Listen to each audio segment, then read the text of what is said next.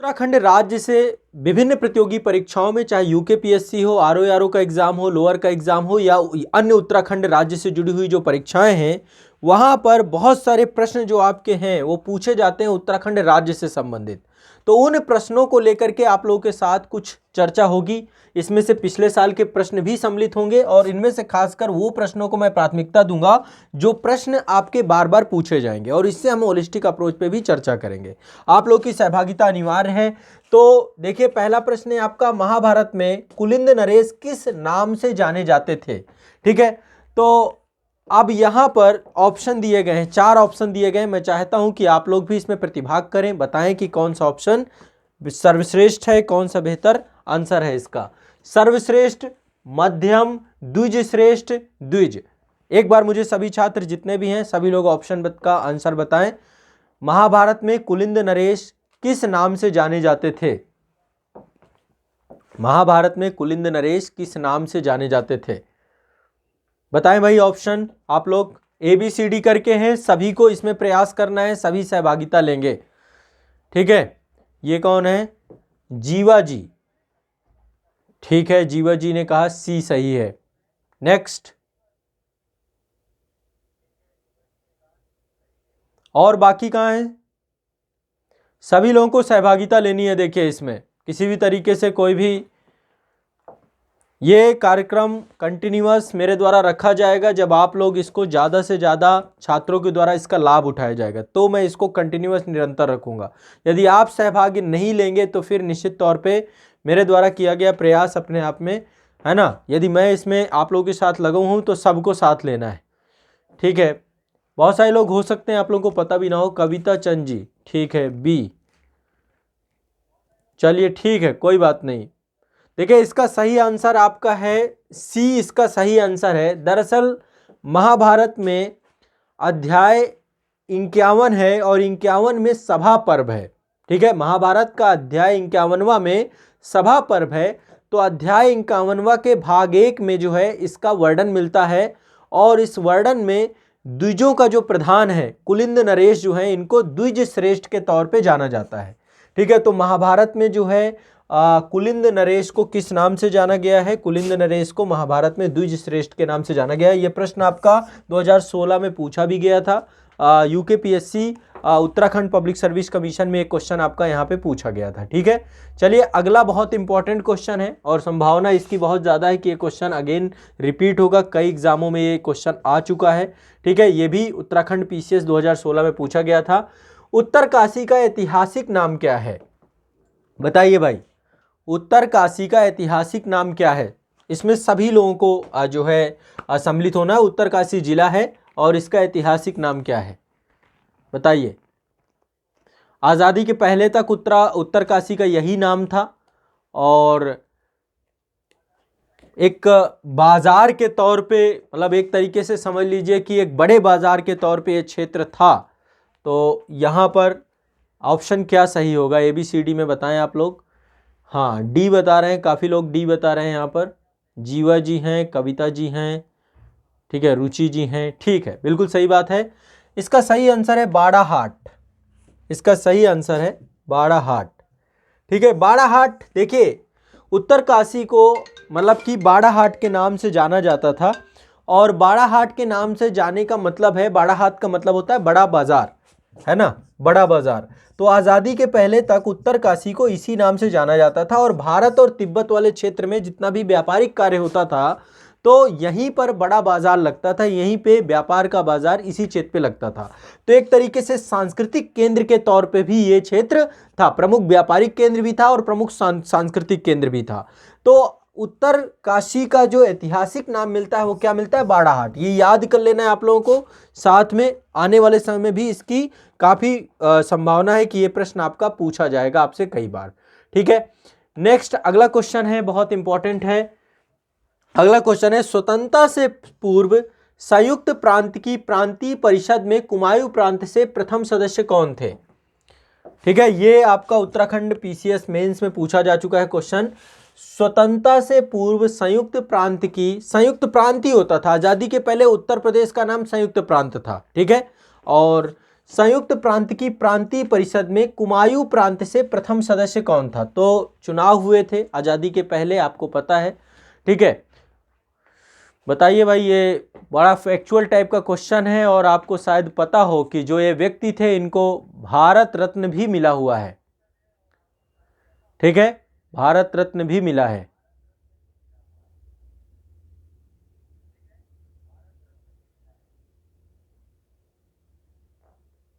प्रथम सदस्य कौन थे?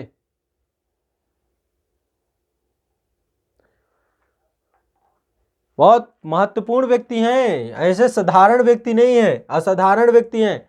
गोविंद बल्लभ पंत, हाँ, स्वतंत्रता से पहले संयुक्त प्रांत की प्रांतीय परिषद के कुमायूं प्रांत के प्रथम सदस्य गोविंद बल्लभ पंत थे। ये बहुत असाधारण बात है। और उत्तर प्रदेश के ये क्या थे? उत्तर प्रदेश के पहले मुख्यमंत्री भी रहे हैं, ठीक है, उत्तर प्रदेश के पहले मुख्यमंत्री रहे हैं। इनका जन्म जो था 10 सितंबर 1887 को हुआ था। तो इसका सही आंसर है गोविंद बल्लभ पंत।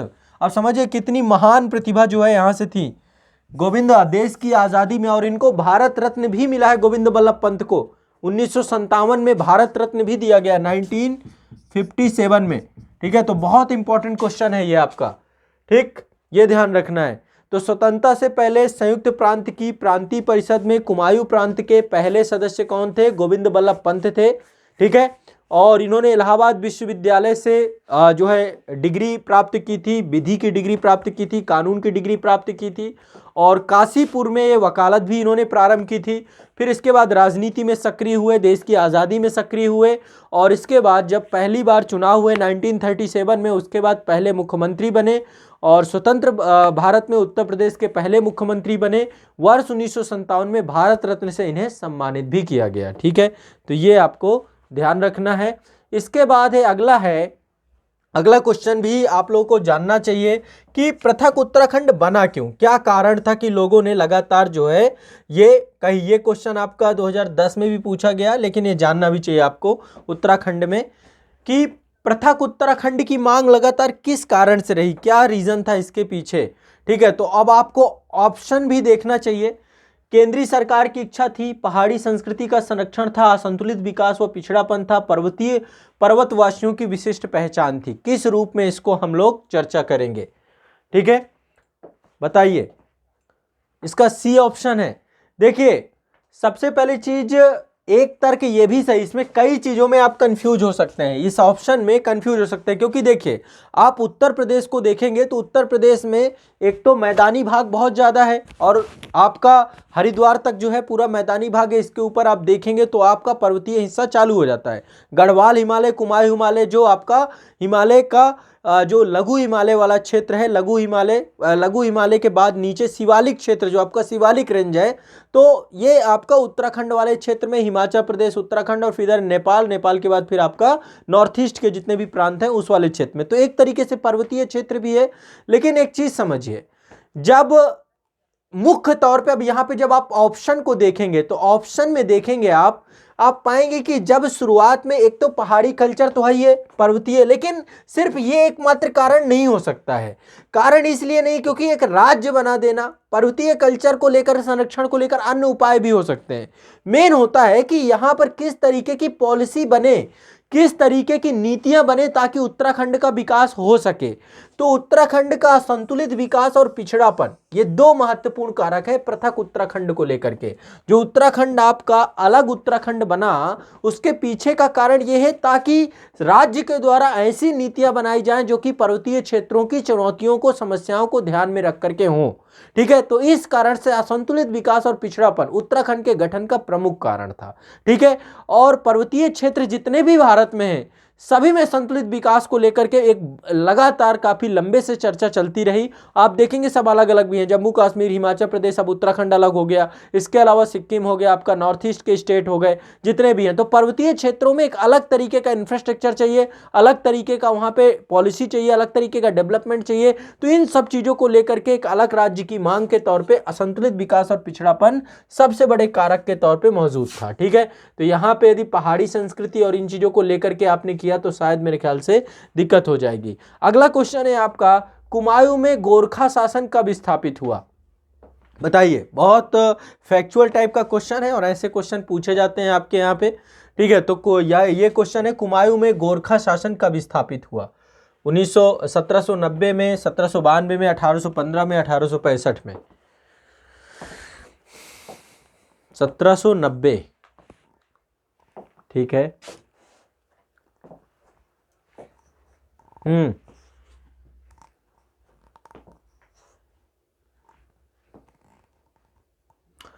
चलिए इसके बारे में दो तीन चीज़ें बता देता हूँ। सबसे पहले एक युद्ध हुआ था, उस युद्ध के बारे में शायद आप लोग जानते होंगे, ज़्यादातर बच्चों को पता होगा जो लोग उत्तराखंड राज्य विशेष पढ़ते हैं।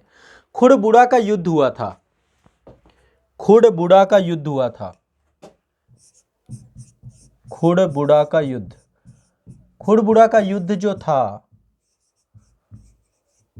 ये किसके किसके मध्य लड़ा गया था? खुड़बुड़ा का युद्ध लड़ा गया था, उस समय गढ़वाल नरेश थे प्रद्युम्न शाह। ठीक है, तो प्रद्युम्न शाह, ये खुड़बुड़ा जगह पड़ती है आपकी देहरादून के पास। ठीक है, प्रद्युम्न शाह और गोरखाओं के बीच में ये युद्ध लड़ा गया। ठीक है, कब लड़ा गया? 1800। ठीक है, जो है, और इस युद्ध में कुमायूं वाले क्षेत्र में गोरखाओं ने जो है 1790 में कुमायूं वाले क्षेत्र में क्या किया? अधिकार प्राप्त कर लिया। ठीक है, तो ध्यान रखिएगा। और फिर प्रद्युम्न शाह जो है फिर पराजित भी हो जाते हैं, वीरगति को भी प्राप्त हो जाते हैं। तो 1790 में जो है गोरखा शासन स्थापित होता है कुमायूं क्षेत्र में। ठीक है, ये ध्यान रखिएगा। अब देखिए अगला क्वेश्चन ये है, खुड़बुड़ा का युद्ध कहाँ हुआ? ये देखिए अगला क्वेश्चन है, ये है खुड़बुड़ा का युद्ध जो हुआ था 1804 में हुआ था आपका। ठीक है, गढ़वाल क्षेत्र से तो कुमायूं क्षेत्र में 1790 में गोरखाओं का शासन स्थापित होता है और खुड़बुड़ा का युद्ध जो होता है 1804 में होता है। तो जब हम डिटेल में पढ़ेंगे हिस्ट्री को तब हम चीज़ों को देखेंगे, डिटेल में जब हिस्ट्री को पढ़ेंगे तब हम चीज़ों को देखेंगे। आपका 1804 में जो है खुड़बुड़ा का युद्ध होता है। ठीक है, 1804 में खुड़बुड़ा का युद्ध होता है आपका। चलिए अगला क्वेश्चन है आपका। ठीक है, प्रद्युम्न शाह थे, प्रद्युम्न शाह और गढ़वाल नरेश थे और गोरखाओं के बीच में हुआ था। अगला है, नैनीताल में कुमायूं परिषद का गठन किया गया था। कब किया गया नैनीताल में कुमायूं परिषद का गठन? बताएं।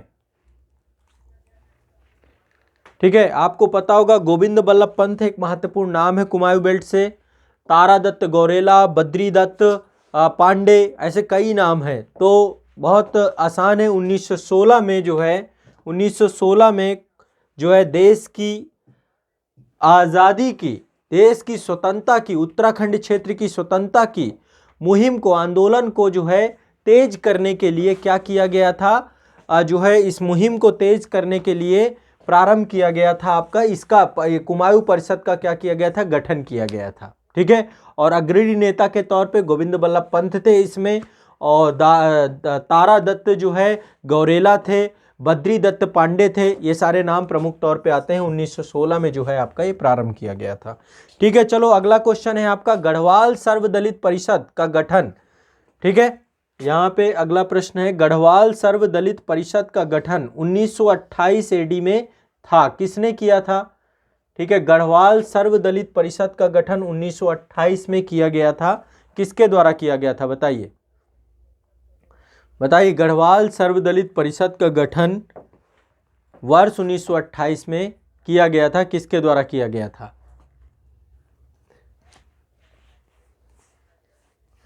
ABCD में ऑप्शन है आपके पास, मोहन सिंह मेहता, बद्री दत्त पांडे, जयानंद भारती, हरगोविंद पंत। देखो यहाँ पे तो इजी है, बद्री दत्त पांडे के बारे में बताया, ये आपके जो थे कुमायूं परिषद से जुड़े हुए थे। ठीक है, यहाँ पर आपके हरगोविंद पंत जो आपके हैं ये भी आपके कुमायूं परिषद से जुड़े हुए हैं। यहाँ पर आपके जो यहाँ पे, हाँ ठीक है, काफ़ी लोगों के ऑप्शन सही है इसमें। जयानंद भारती के द्वारा गढ़वाल सर्वदलित परिषद की स्थापना की गई, कब की गई? 1928 में। ठीक है, 1928 में जयानंद भारती के द्वारा। ठीक है, ये ध्यान रखना है। और ये जो एक नाम यहाँ पे आता है मोहन सिंह मेहता, मोहन सिंह मेहता जो है ये कुमाऊं क्षेत्र से थे और प्रथम स्वतंत्रता संग्राम सेनानी भी माना जाता है इनको, मोहन सिंह मेहता को। ठीक है, तो मोहन सिंह मेहता कुमाऊं के क्षेत्र से प्रथम जो है आपके जो है प्रथम ये स्वतंत्रता संग्राम सेनानी के तौर पे भी इनको जाना जाता है। नेक्स्ट है अल्मोड़ा में कांग्रेस की स्थापना किस वर्ष में हुई थी? ठीक है, कांग्रेस पार्टी को लेकर के यहां पर चर्चा की गई है कि अल्मोड़ा में कांग्रेस की स्थापना किस वर्ष हुई थी। देखिए कितने फैक्चुअल टाइप के क्वेश्चन आते हैं, कितने तथ्यात्मक क्वेश्चन आते हैं। बिल्कुल सही है, इसका आंसर 1912 में हुई थी। लाला लाजपत राय के योगदान से अल्मोड़ा में कुमाऊं में कांग्रेस कमेटी का गठन किया गया था, तो 1912 इसका सही आंसर सही है। 1912 में लाला लाजपत राय के सहयोग से कांग्रेस कमेटी का गठन किया गया था। चलिए अब इसका अंतिम क्वेश्चन है, इसके बाद फिर आगे नेक्स्ट क्लास में हम लोग क्वेश्चंस को डिस्कस करेंगे। क्वेश्चन है उत्तरांचल के उस नेता का क्या नाम था जिसकी मृत्यु उस भूख हड़ताल के कारण हुई जो उसने 1942 में जेल में प्रारंभ की थी? नाम बताइए। बहुत इंपॉर्टेंट पर्सन है, मतलब ये बहुत इंपॉर्टेंट नाम है, बहुत इंपॉर्टेंट नाम है इस पर्सन का। हाँ बताएं भाई, बहुत इंपॉर्टेंट नाम है, समझिए। और मुझे लगता है कि ये इतिहास की सबसे लंबी भूख हड़ताल रही होगी। 84 दिन की भूख हड़ताल के बाद ये खत्म हुए थे। हाँ चलिए, काफी लोग नाम सही बताया। नाम इसका सी ऑप्शन सही है, देव सुमन जी। याद कर लो, ये नाम याद कर लो। देव सुमन जी का जो जन्म है वो टिहरी गढ़वाल जनपद में हुआ था। ठीक है, और टिहरी गढ़वाल जनपद में 25 मई 1915 में इनका जन्म हुआ। फिर 1942 में भारत छोड़ो आंदोलन प्रारंभ हुआ। भारत छोड़ो आंदोलन में ये क्या हुए, देव सुमन जी जो है इनको देवप्रयाग में ही कैद कर लिया गया। भारत छोड़ो आंदोलन में आपको पता है कि जितने भी बड़े बड़े नेता थे उनको तुरंत कैद कर लिया जाता है। कैद करके इनको टिहरी जेल पे भेज दिया गया। बहुत ज़्यादा उम्र नहीं थी, बहुत कम उम्र थी इनकी। जेल में इनके साथ अमानवीय बर्ताव किया गया और अमानवीय बर्ताव के कारण से जुलाई 1944 में इन्होंने भूख हड़ताल प्रारंभ कर दी। और भूख हड़ताल के दौरान ही इनका निमोनिया हो गया, फेफड़े में इंजेक्शन हो गया, और जिसके कारण से 84 दिन की भूख के बाद इनकी मृत्यु हो जाती है। ठीक है, तो एक बहुत इंपॉर्टेंट नाम है, इनके बारे में आगे भी बहुत सारे क्वेश्चन है। देखिए 84 दिन की भूख हड़ताल के पश्चात 25 जुलाई 1944 को किसका निधन हो गया, यह भी क्वेश्चन पूछा गया, श्री देव सुमन का। अभी रिपीट हुआ है कई बार, क्वेश्चन आपका मल्टीपल टाइम रिपीट हुआ है, इसलिए आपको ये रटना ही रटना है। ये पूरा क्वेश्चन पर्टिकुलर पूछा गया है। डेट भी याद कर लीजिए, 25 जुलाई 1944 को इनकी मृत्यु हुई थी। तो ये एक बहुत इंपॉर्टेंट नाम है। 25 जुलाई 1944 को भूख हड़ताल से मृत्यु हुई, 84 दिन की हड़ताल पर। ठीक है, ध्यान रखिएगा। अब बाकी आगे हम चर्चा करेंगे। इनके द्वारा बहुत सारे काम किए गए हैं। गढ़देश सेवा संघ का गठन भी देव सुमन के द्वारा किया गया है। ठीक है, गढ़देश सेवा संगठन, इनका भी गठन श्री सुमन देव सुमन के द्वारा किया गया। तो इसके बारे में चर्चा अब नेक्स्ट क्लास में करेंगे, आगे क्वेश्चन जो निकल के आएंगे। तो 84 दिन की भूख हड़ताल के बाद ठीक है मृत्यु हुई थी श्री देव सुमन जी की। तो आज के लिए इतना ही रखेंगे। कैसा लगा आपको ये सेशन? कंटिन्यूअस आप लोगों को मैं क्लास देता रहूँगा। आप लोगों से सिर्फ मेरी एक ही मैं आप लोगों से बार बार एक ही बात कहूँगा कि इसको ज़्यादा से ज़्यादा छात्रों तक पहुँचाइए, ज़्यादा से ज़्यादा बच्चों तक ये जानकारी साझा करिए। मैं आप लोगों के लिए पूरी मेहनत करूँगा और मैं सच बता रहा हूँ, आपको कोई दिक्कत नहीं होगी। A to Z सारी चीज़ों को लेकर के एक व्यापक चर्चा हमारी चलेगी और एक एक विषय को, पिछले साल के सारे प्रश्नों को सब कुछ याद करवा दूंगा, रटवा दूंगा, मानचित्र को रटवा दूंगा, उत्तराखंड से जुड़ी हुई विषय वस्तु को रटवा दूंगा। बहुत कठिन नहीं है और आप लोग इसको ज़्यादा से ज़्यादा छात्रों तक साझा करेंगे, इसकी आप लोग मुझे गारंटी देंगे। उत्तराखंड के हर जिले के हर बच्चे को इसमें जोड़ना है। आप लोगों का मंच है आज़ाद ग्रुप का, इस मंच के माध्यम से हम उत्तराखंड के सभी छात्रों की पूरी कंप्लीट तैयारी करवाएंगे। ठीक है, चलिए बहुत बहुत शुक्रिया, धन्यवाद। एक जानकारी आप लोगों को और देना चाहता हूं, आप लोगों के लिए निःशुल्क मैगजीन है करंट अफेयर्स की। आप सभी को करंट अफेयर्स की निःशुल्क मैगजीन मिलेगी। इसके लिए आपको आज़ाद यूकेपीएससी एकेडमी का ऐप डाउनलोड करना पड़ेगा। हर महीने आप सभी के लिए निःशुल्क मैगजीन है जो कि आज़ाद यूकेपीएससी एकेडमी के ऐप में मिलेगी। मैगजीन जो आपको मिलेगी आज़ाद यूकेपीएससी एकेडमी ऐप में मिलेगी। आप जाएंगे, स्टडी मटेरियल का सेक्शन है, फ्री स्टडी मटेरियल पर मैगजीन मिलेगी आपको। ठीक है, अच्छा कंचन यादव जी यूपी से हैं, उत्तराखंड का, बिल्कुल कोई दिक्कत नहीं है, आराम से एग्जाम दीजिए। ठीक है, रुड़की से हैं शिवानी सिंह जी। चलिए, सभी का मोस्ट वेलकम है इस प्लेटफॉर्म पे, और सभी लोग, आप लोग निशुल्क मैगजीन जरूर डाउनलोड करिए, और आप सभी को करंट अफेयर्स की मैगजीन हर महीने आपके एप्लीकेशन में, आज़ाद यूके पीएससी के एप्लीकेशन में डिटेल से मिलती रहेगी। ठीक है, तो आप लोग सभी जरूर डाउनलोड कर लीजिएगा। डिस्क्रिप्शन में आपको ऐप का लिंक मिल जाएगा, या गूगल प्ले स्टोर पे Azad UK PSC academy unit of Azad group search करेंगे तो आपको ऐप मिल जाएगा, आज़ाद यूके पीएससी एकेडमी। ठीक है, चलिए, शुक्रिया, धन्यवाद।